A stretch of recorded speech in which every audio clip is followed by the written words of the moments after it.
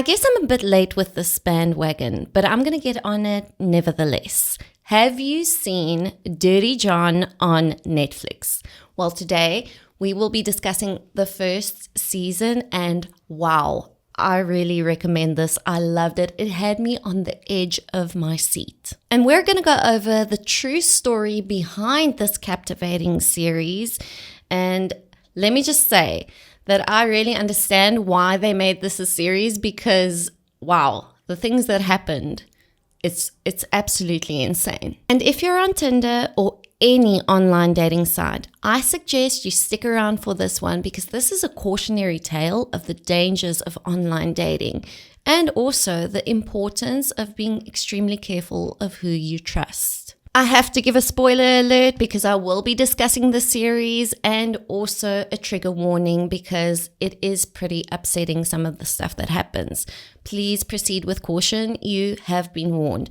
And then also just go right ahead and hit that like button to help me out. And if you enjoy this type of content, please consider subscribing.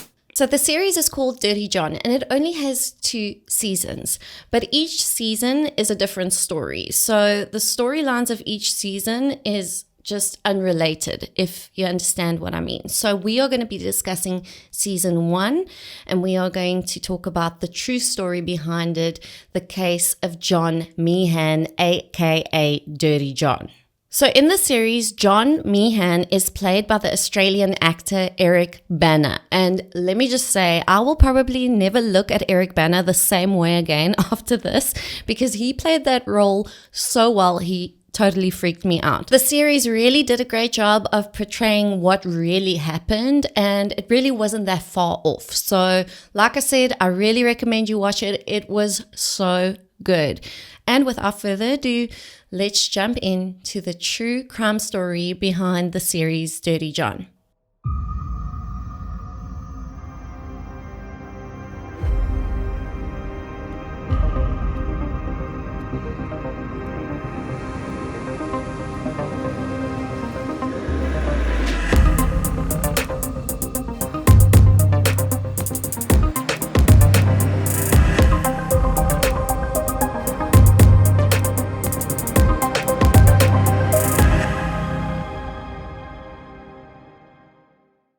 John Michael Meehan was born in 1959 in Long Beach, California. He had a brother and 2 sisters, and John's father ran the Diamond Wheel Casino in San Jose, where John and his siblings cleaned for money. In the series, you see John only having 1 sister, but you do see scenes that sort of show how his dad impacted his life. From the beginning, John was surrounded by crime and deceit, as his dad did many illegal things, like he filed bogus lawsuits, he did little insurance scams, and a lot more. And John picked up on this, and he started doing the same type of things with his dad. And he really perfected the skill, and he became a master manipulator. But what really helped John was that he was extremely intelligent. He was a straight-A student at school, and he always played a lot of sports, and he was really good looking. So he always got a lot of attention from the ladies. And when I got to this point of my research, I couldn't help but think that, man, John really had a lot going for him. His life could have been really great, but unfortunately he had such a criminal mindset that just wouldn't allow him to have a normal, decent existence. So John finished school and then attended the University of Dayton Law School, but never graduated. This was, however, where his friends at university gave him the nickname Dirty John, as he was such a womanizer. He then went on to serve in the United States Army, but soon was dishonorably discharged. And I don't know the details behind all of that, but what I can tell you is that we know that a dishonorable discharge is one of the most severe dismissals in the Army. You had to commit like some really serious offense to be dishonorably discharged, so it must have been something serious. He also attended Wright State University for nursing and later obtained a license as a nurse anesthetist. However, his license was revoked due to illegal substance-related issues. During this time, John also got married a few times. 3 that we know of, and he actually had 2 children with his third wife, Tanya. Tanya also said that he had an affair while they were married, which resulted in him having another child, but that child will not come up again in the story because he was not involved with that child. But he also got up to no good regarding the law during this time. I mean, this guy, he had a lengthy criminal record. He had charges against him for theft, for assault, substance-related issues. I mean, the list just goes on and on and on. So basically, just a red flag on legs, you know? One of his ex-wives, Tanya, who is also the mother of his children, actually appeared on the Dr. Phil show, and she had this to say about their marriage. I was Dirty John's first wife. I was married to him for approximately 10 years, and I have 2 children with him. John and I met at a bar, 1988. He stopped me on the way to the restroom. I was a surgical nurse at the time, and he told me that he was working in a cath lab at a nearby hospital. John always had an answer for everything. I did most of the wedding planning. I had about 150 people, and John basically just had his groomsmen. He said his family would embarrass him. It's because he didn't want them to ruin his cover.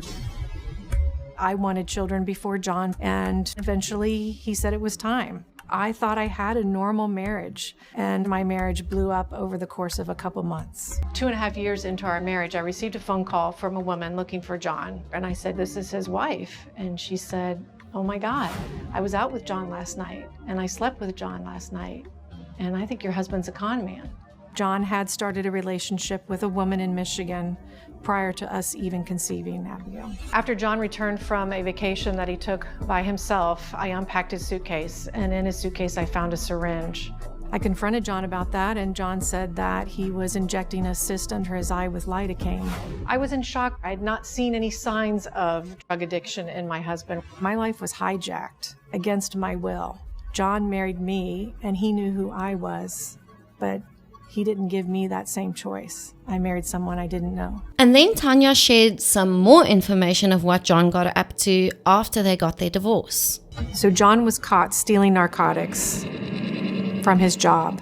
He was sentenced and fled to Michigan, where he stole more narcotics. He overdosed in a hotel. He was placed in an ambulance. He fled in the ambulance. A police chase ensued. He got on an elevator shaft. During that time, kicked a cop in the head. So he was sentenced to 17 to 60 months in a Michigan state prison. After our divorce, I kept finding out more and more and more things about the man I was married to. And I said, there's a piece to this puzzle missing. And that's when I got the courage to find his family and call his mother. And I said, well, my name's Tanya. I'm married to your son, John. And there was a long pause. She said, oh, Tanya, I knew you would call me one day. And she was not shy in telling me the life her son had led, that he had been faking being a doctor, that he'd been conning women to get them to do what he wanted them to do. John had been having an affair, and they did have a child together. So my daughters do have a younger sibling. I learned that John had been living under an alias, that he had changed his birth date. I decided to search his office, and I got up on a chair, and way up high, way in the back, was a box full of narcotics. I learned through the Dirty John podcast that his sister felt that he may have played a role in the early demise of their sick father. John, how do you feel this evening? Those are years stolen from me that I will never get back. I have 2 beautiful children.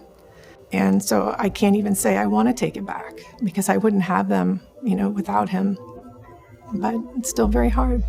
And once his third marriage failed, John started to frequent online dating sites. And he would go by many aliases. He also claimed on his profile that he was either a doctor or a lawyer. But remember, John actually had no legitimate legal training, and he only was qualified as a nurse anesthetist. He wasn't an anesthesiologist, as he claimed on many of his profiles. There's a big difference, John. But the ladies fell for him hook, line, and sinker because he was really convincing, and also, like I said, John was really easy on the eyes. And then one day, John would meet Deborah Newell. And before I go any further into their story, I think it's appropriate for me to share more about Deborah's past to just give you a better perspective on everything. And Deborah is played by Connie Britton in the Dirty John series. And when I saw her, I was thinking, where do I know her from? And then it hit me. She plays Vivian in the first season of American Horror Story. By the way, also an incredible series that you should watch. So, Deborah Newell, let me tell you, this is one classy lady. Not your middle of the mall type of girl, if you get what I'm saying. She's an interior designer, but really successful. She owns an interior design firm called Ambrosia Interior Design, and she is extremely wealthy. By the time that Deborah met John in 2014, she had already been married a total of 4 times. Okay, and I'm just going to let this slip out of my mouth quickly, but 4 times? I mean, that's a lot of times to get married, Deborah. She also has 4 children, but only 2 of them are relevant for today's story, Tara and Jacqueline. And just so you know, in the series, Tara's name stays Tara, and she is played by Julia Garner. And then I had another moment of where do I know her from? And then I realized it's Ruth from Ozark. And if you have not seen the series Ozark, stop what you're doing right now. I'll even forgive you for turning off this video and go and watch that, because I think it's probably one of the best series I've ever seen in my entire life. But anyway, I'm going off the topic again. So Jacqueline, the other child, her name is actually Veronica or Ronnie. They call her Ronnie in the series. I'm not sure why they only changed her name, but that's how it is.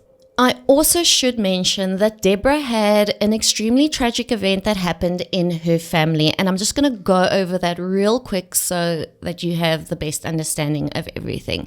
So she had an older sister named Cindy, and in 1984, Cindy wanted to leave her husband, Billy Vickers, and he ended up shooting her and ending her life, okay, which is crazy. I'm sorry, I'm just running through that real quick. Billy was charged with first-degree murder, but Deborah's mom, Arlene, felt that he wasn't in his right mind when he did that. So she went and she testified on his behalf at his trial. Yes, you heard that right. She actually spoke on behalf of the man who ended her daughter's life. Then Billy pleaded guilty to voluntary manslaughter and only served like 3 years in prison.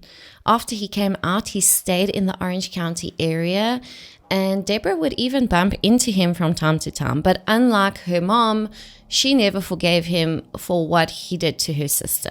So that's all you need to know about Deborah's past. And now we're going to move forward to 2014, where Deborah decided that even after 4 failed marriages, that she really still wanted someone special in her life. And really, I get it, because being in love is the best thing in the world.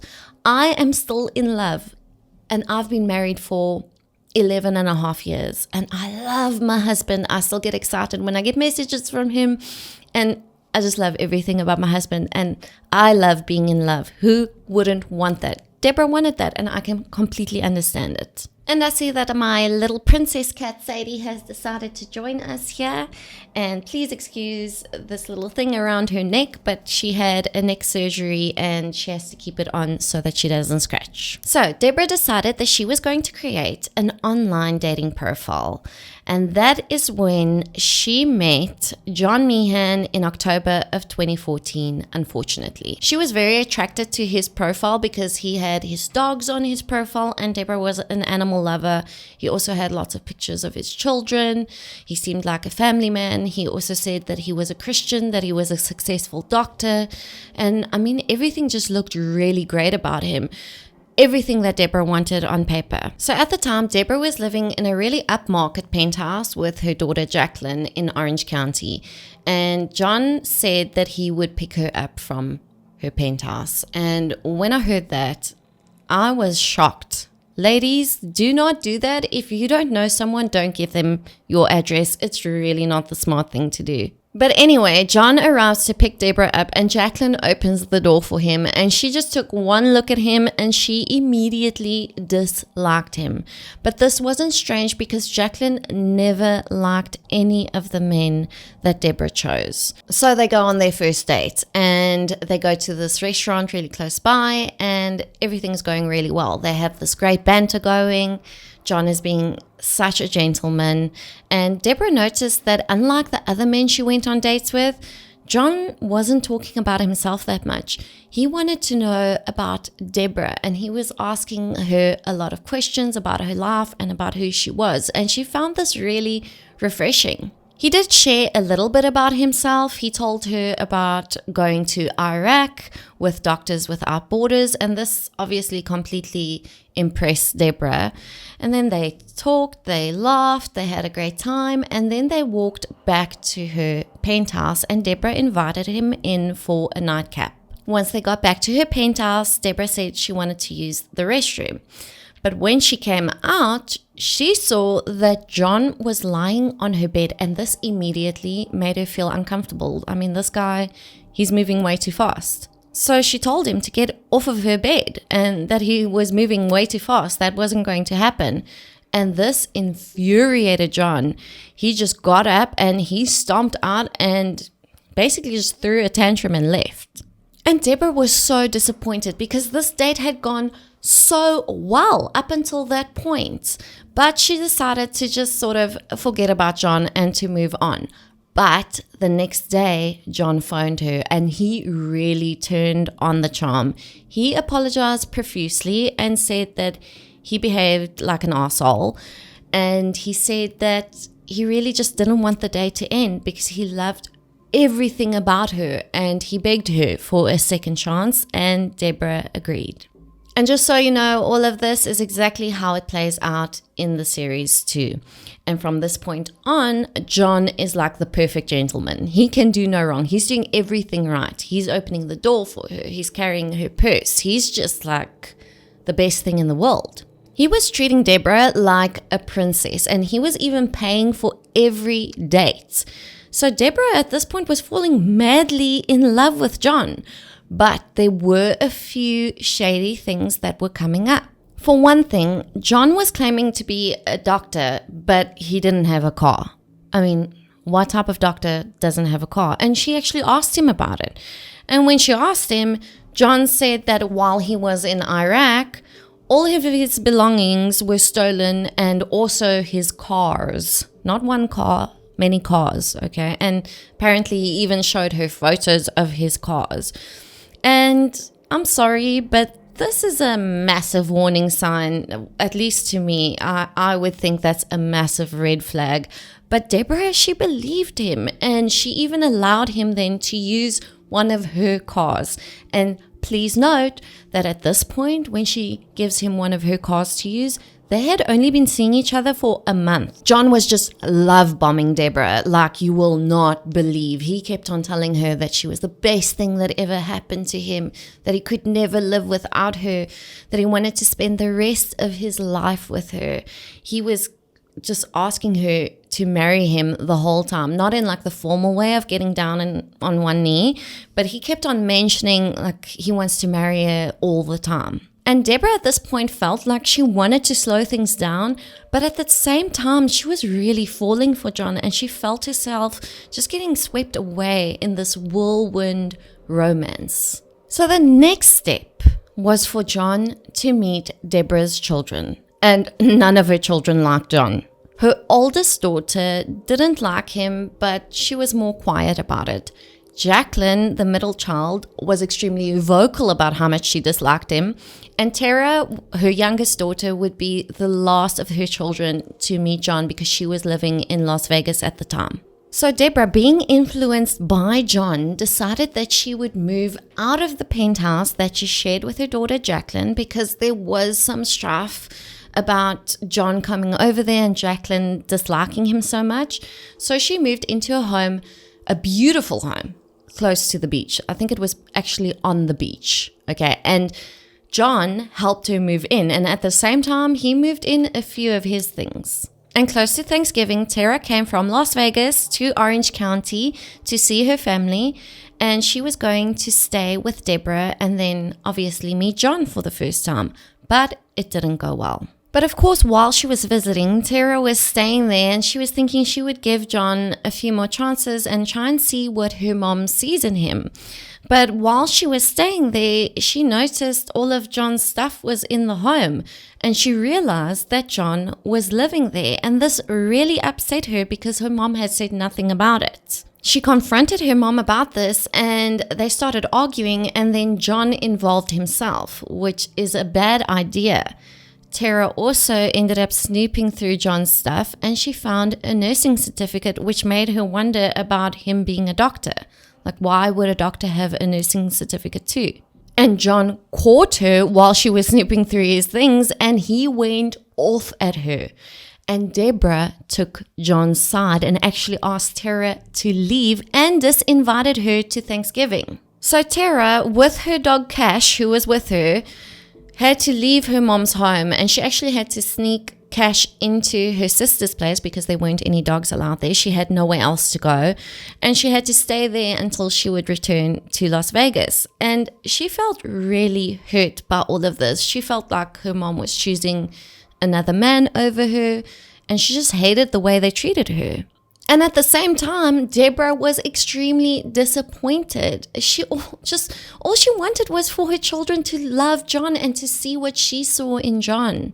And this is what she had to say about it. Came in, I believe it was right before Thanksgiving. And that didn't go well, and that really made me sad because Tara's pretty easygoing and awfully sweet. That how can someone not like her? If that makes sense. How did that Thanksgiving argument with Tara go down in your eyes? Well, I think we have two different perspectives. And I think when you're on the inside, you're not going to see what's happening on the outside. Exactly. And so with what Tara was experiencing was the opposite of what I was experiencing. So when she was very upset because she had seen some of John's things in my house. And John, what I remember, and we talked about this a little bit today. Tara's here, right? What I saw was him saying, "Hey, don't yell at your mom." That's what I was hearing, because she was upset that he had some of my stuff there. But I was so disappointed because I just really wanted them to like each other. And as time went on, things remained unpleasant between John and Deborah's children, and he started bad-mouthing them and even Deborah's friends to her. It was like he wanted Deborah all to himself. He was trying to isolate her. And Deborah also always had a really good and close relationship with her nephew, who was the son of her late sister Cindy, the one we spoke about earlier. And this nephew also hated John, so nobody in her family liked him or wanted him around. And around this time, Tara moved back to Orange County because she wanted to be closer to her family, and she decided that she wanted to patch things up with her mom, and they actually started going to therapy together to try and find a way to compromise and to work this whole situation out. And through all of this, her entire family were trying to warn her about John. They could see that something wasn't right about him, but Deborah wouldn't listen. It was like she was brainwashed by John. And John would just calm her down by telling her that her family would come around, and in time, everything would just sort itself out. But more red flags kept on coming up. John had 2 children, and he had said he was so close with them, and Deborah never saw them. So where were they? But John had an answer for absolutely everything. He told Deborah that he would spend time with his kids during the day. He actually showed her photos of his little girl with shopping bags in the mall, and he would tell her that he took her shopping, and Deborah believed him because he was extremely convincing. She also noticed that he had no friends and no family, and she asked him about it. And he told her that a lot of his family died in many different ways, and some of them he just didn't speak to at all, and he didn't want them to be a part of his life. But in the series, you actually see John saying that he would not allow anyone in his family to be part of his life because they would ruin it. So John literally had an answer for everything, and they were good answers. They were really believable. So in December of 2014, Deborah and John had already been seeing each other for 2 months, and she had to go to Las Vegas for work, and John went with her. While Deborah would go to work during the day, John just went out and did his own thing. And one night after work, Deborah went with John out for drinks, and they got a bit tipsy, and this is when John convinced her to marry him. They had a quick ceremony at the Las Vegas courts, but Deborah asked John very nicely to please tell nobody about it yet, because she wanted to wait for the right time to tell her kids about this. She knew that this was going to be a tough situation. Things were tense with her family, and she knew that this would be like a really difficult thing for them to swallow. But John just kept on getting into it with Deborah's kids and her nephew. And the one day, while he was having this like texting war with her nephew, he said to him, "Don't ever call my wife again." And that is how Deborah's family found out that she had actually married John. And I think it goes without saying that her kids were extremely upset with this news. I mean, I can completely understand. I would be devastated if my mom got married and she didn't bother to tell me, especially to a man like that. And I mean, they were on to John. They were seeing things about him that Deborah was not willing to see. They said, he claims to be a doctor, but his hands are always filthy. That's strange. And the fact that he didn't have a car. They were not willing to accept his lies and his excuses. So they decided that they wanted to hire a private investigator to find out who John really was. And they really wanted to just protect their mom, of course. In the meantime, Deborah's eyes started opening a bit more when it came to John. She started noticing more things than she did before. The one day, there was actually a letter that came in the mail that was addressed to John, and she saw that it came from prison. And Deborah has actually said that this incident that I'm going to tell you about now was actually the beginning of the end of their relationship. She was curious about the letter, of course, who wouldn't be? So she opened it, and she started to read it. But soon, John came up behind her, and he snatched it out of her hands, and he started screaming at her. He completely overreacted. He was like telling her that she committed a felony and that he could have her arrested because she read his mail. But before he snatched it out of her hands, Deborah could read a little bit of what it said, and the inmate said to John that he was happy to hear that John had turned his life around. And Deborah didn't quite understand this. I mean, what was his life before then? And why would this inmate be writing to him? So she knew something was off, but John sort of just turned the whole thing around on her and made her doubt everything, like the way a narcissist would do. She also started noticing the fact that he was trying to isolate her the whole time and keep her away from her family. And she noticed how he was manipulating her in many instances. And when it came to the time where they were dating for 4 months already, this was in February of 2015, she asked him why he never helped her with the rent. But John said that he would have loved to help her, but he just couldn't because all of his money was in a trust for his children. He said there was like a $900,000 in there for his kids, and he just wasn't able to help her with the rent. And like I said, Deborah was extremely wealthy. She didn't really need his help, but I can imagine that it was just the principle of the matter. But she let this go, and she paid for the home herself. She continued to pay for it herself, but she remained suspicious about John from this point on. And just a month later, in March of 2015, Deborah's children approached her with some interesting news. They told her about the private investigator they hired and everything they found out about John.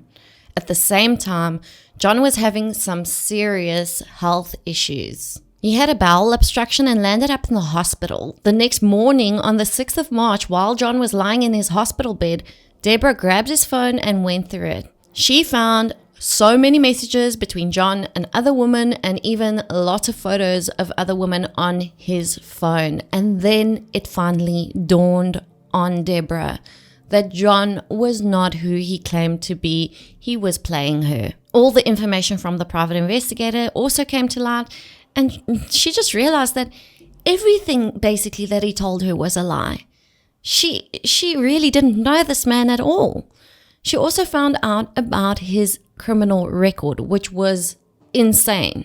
She now knew that he actually had no relationship with his children. It was all a lie. He was actually pulling those photos from Facebook and pretending like he was a part of their lives. Also, the time that he said he spent in Iraq, he was actually in prison. So the Doctors Without Borders thing was total BS. Also, while he was in prison, she found out that he put out 2 hits on detectives that were working on his case. He was also a very serious womanizer, and he was a complete addict. He was addicted to illegal substances. So at this point, she realizes this guy is a nasty piece of work, and he is also extremely dangerous. Probably one of the most disturbing things she found out about him was while he was still in prison. I want to laugh when I say this because it's so unbelievable. But while he was in prison, like I said, he was addicted to illegal substances, and I think it was more like a prescription medication. I think it might have been fentanyl or something like that. And he was struggling to get it in the prison, and he was desperate for it. And while he was behind bars, he actually cut his stomach open, took his feces and placed it inside of the wound so that it would get infected, and so that they would take him to the hospital and give him medication to sort of feed his addiction. I mean, if you ever needed a red flag to make you run for the hills, ladies, that would be it. In the series, though, they do show John being in prison and cutting his stomach open, but they conveniently left the feces part out, and I understand why. So while John's in the hospital now, and Deborah's got all of this information, she, her kids, and her nephew go to the beach home where she was living with John, and they pack up all of her stuff. And while they're doing this, they are actually filming it because they don't want John to come out and say, oh, she took this or that. They wanted everything on film.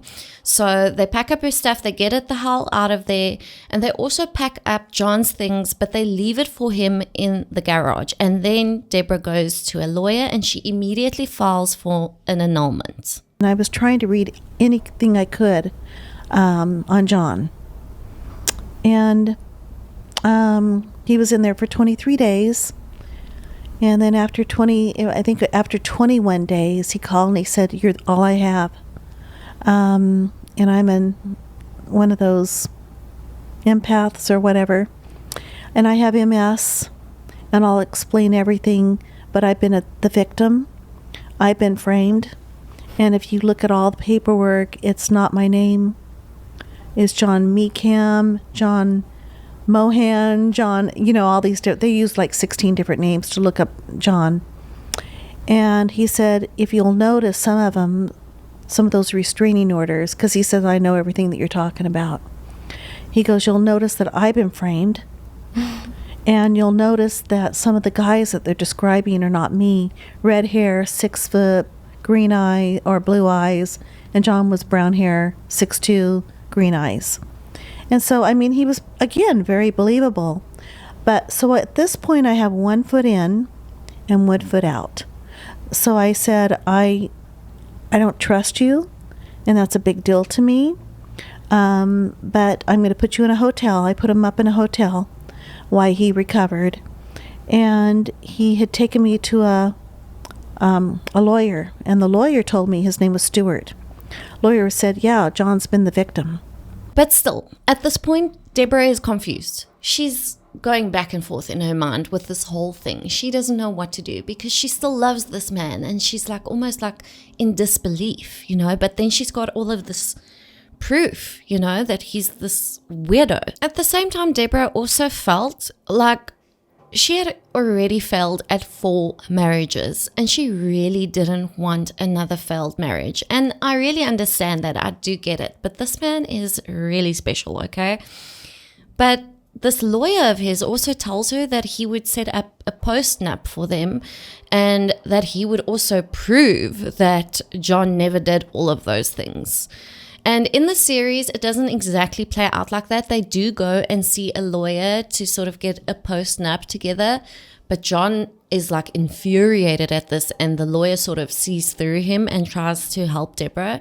But overall, it delivers the main point of the story anyway. After all of this, John also then promises Deborah that he will do anything in his power to rectify things with her family and especially her children to make it work with her. So in June of 2015, Deborah actually allows John to move back in with her, which is shocking to me, okay? But he moves back in with her.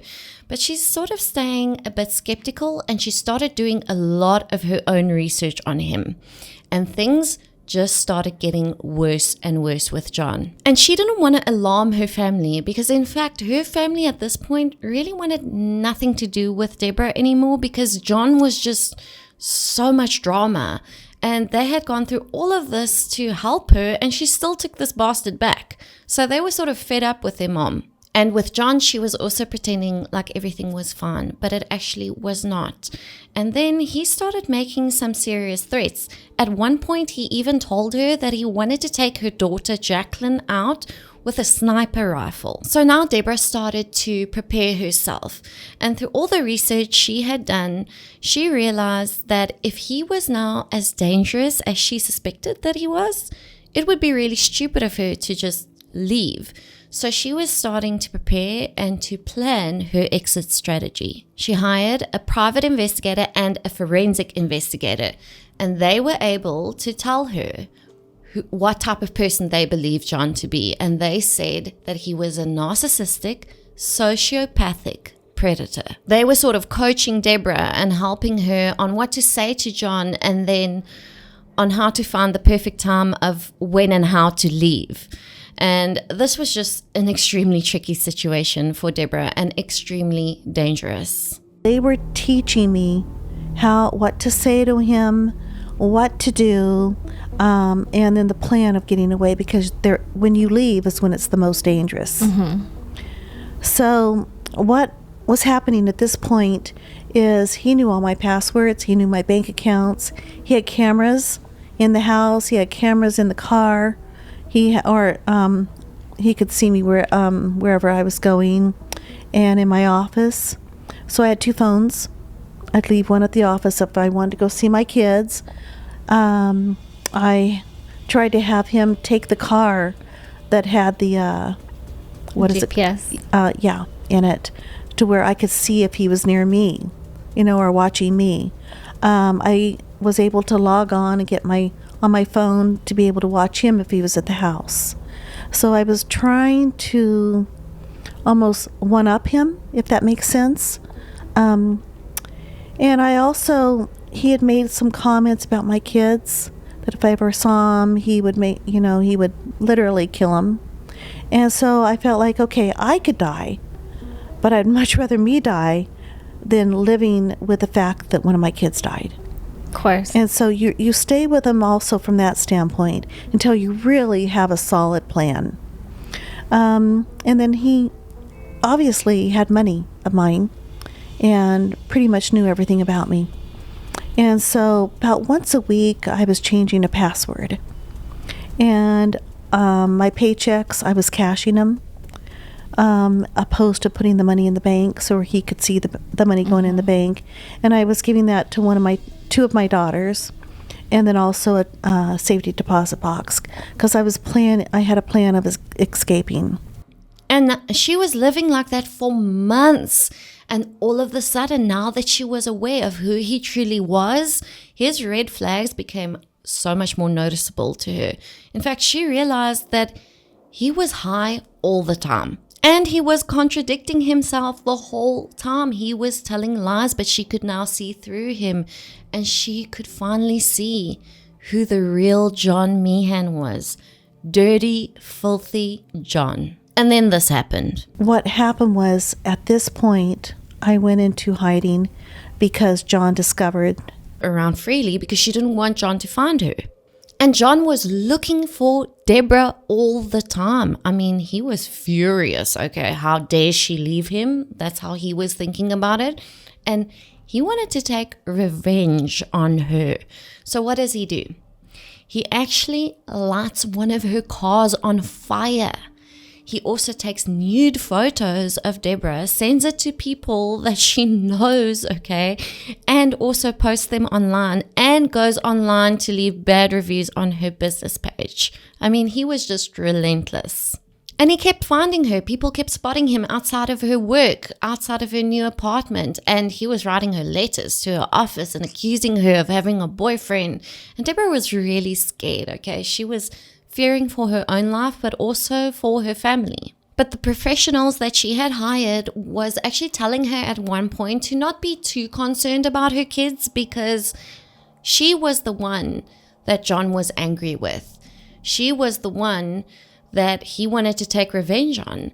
And he could benefit nothing from hurting her children. But if he had to end Deborah's life, they were still married and he could get all of her money. So he could definitely benefit from hurting her. But this wasn't exactly accurate. And little did Deborah know that John was actually planning something extremely sinister. Something that nobody saw coming. John actually started stalking Deborah's youngest daughter, 24-year-old Tara Newell. And just something you need to know about Tara and something I have in common with her. She was a major fan of The Walking Dead. And in fact, she would have many conversations with her family and her friends about what she would do and what she had learned from the series if, say, a zombie apocalypse had to break out or something. And to be honest, I've done exactly the same thing. I still have those conversations with my family. How did you find out that he was stalking Tara? I wasn't even worried about Tara because I don't recall him even really having a problem with Tara. He had a problem with two of my other kids and my nephew and my son-in-law. So she was the one that I was probably the least concerned about.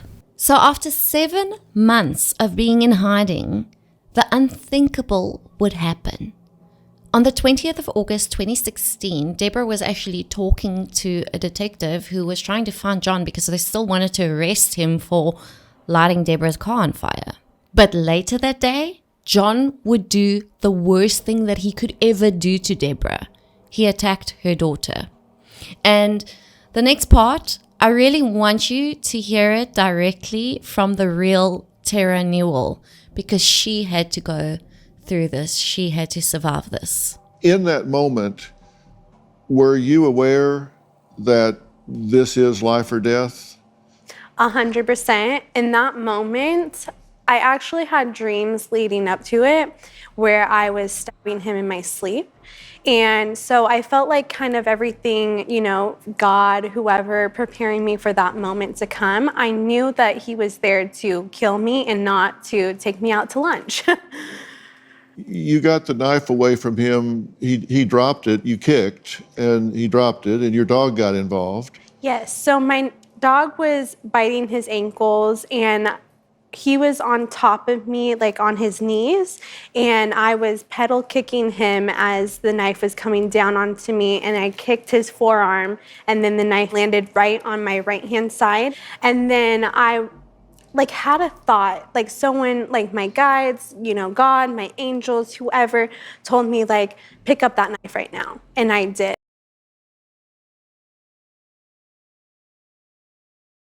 And I just continue to wail on him. I knew in that moment that if I didn't do something, that he was going to take my life. And you just got to the knife before he did. Oh, yes. You stabbed him, like you say, in a frenzy. Yes. 13 times. 13 times. I didn't even know I was stabbing his back. I thought I was stabbing right here. Right. And in that moment, you looked at him. Was there a point at which you saw in his face that he realized I've made a bad decision here. This has gone bad for me? Well, when I did the first initial swab, he did like gasp. And then that was like, I felt like oh, he's not going to win this time. And I'm so sorry that you had to go through that. The last time she stabbed him was actually through his eye. And I couldn't help but think of The Walking Dead. And I know that she sometimes gives a little bit of credit to The Walking Dead for her wonderful survival skills in that moment. So all of that happened. And at 5:30 p.m., Deborah got the call that would turn her whole world upside down. It was Tara. And she was crying hysterically, and all she was saying was how sorry she was because she thought she had ended the life of her mom's husband. And Deborah rushed to the crime scene, but they wouldn't allow her past the yellow tape, and they wouldn't allow her to see Tara for quite some time, actually. And in the meantime, they asked her if she would be willing to go and identify John. He was brain dead. And so I couldn't get to Tara. Obviously, that was by far my first concern, was her safety. And they said I wouldn't be able to see her for hours and hours. I think I saw her at 11 p.m. by the time they allowed us to see her. And so I had to go over and identify John. And I remember the detective saying that he is brain dead. He's had many strokes in the brain because of the way that knife went into his eye. And I'm thinking, oh, thank God. Yeah. He can't hurt us again or anyone else. Totally. And one thing I feel I have to mention, because it just never gets enough credit, is her dog, Cash. I mean, what a hero. This dog was trying to protect her. He was trying to pull John off of her. I mean, what a good dog. He deserves an unlimited supply of treats for the rest of his life for what he did and how he tried to protect his owner. Tara understandably experienced a lot of PTSD after this attack. During this time after everything happened, I really went through like a hole, like where I realized these people that I thought were my friends weren't supportive. I had a couple of friends that were supportive, and you know, the friends that call me crazy, they still wanted to party with me though. They still wanted to go out drinking. And so I would go out drinking. I probably went out like at least 4 to 5 nights a week because I also didn't want to be alone. So I was like, I hit my rock bottom, and I was like, I'm going to get better now. And so I went into EMDR twice a week, stopped smoking pot. I did rock climbing. I did hikes every day, and I did what was good for me. Good for you, Tara. And she also offers this advice to fellow survivors. As for advice for another survivor, I say it's extremely important to get therapy, a coach, or help, someone that understands trauma, because there is a lot of therapists out there that don't understand trauma.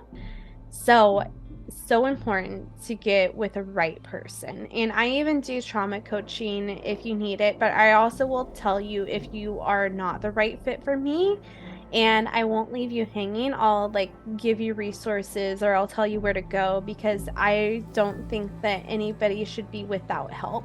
Deborah, of course, felt a tremendous amount of guilt after this happened. I mean, she brought John into their lives. She brought this evil into their family. But with time, the Newells healed, and they are now using their experience to help others. They have appeared on podcasts, YouTube channels, TV shows, telling their story and spreading awareness on this important subject.